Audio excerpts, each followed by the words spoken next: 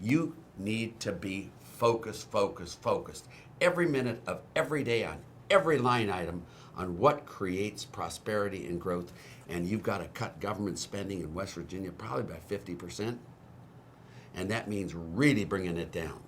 You've got to go and be, well, you are now right to work. Thank goodness that was passed over the veto of your governor. You've gotten rid of your estate tax, which was in 2005. Thank God you did that. But now you've got things like the inventory tax. Every other state in the nation except Kentucky has gotten rid of their state inventory tax. Not West Virginia. You've kept it, which is a huge job killer. You've got to make it a low rate, broad-based flat tax, one tax. And that's it. And everyone pays it at a fixed rate, and then you get on with doing your business.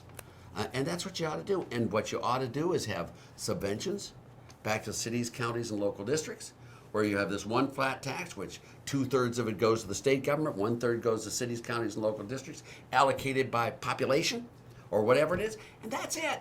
Now, if you want to change the allocation formula, instead of 2/3, 1/3, it may be 50-50. But you can't let many people tax the same thing, because it's called the tragedy of the commons.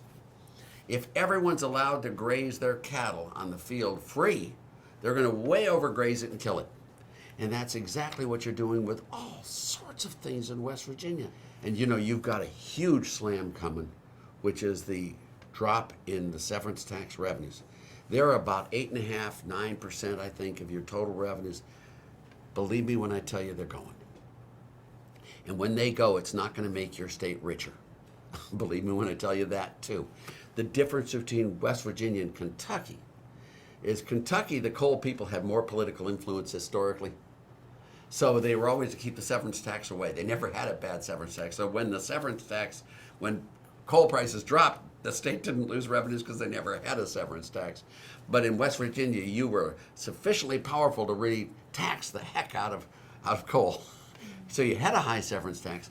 And now when the coal goes, you get slammed by dropping revenue. But you see what I'm talking about here? It's really important you focus.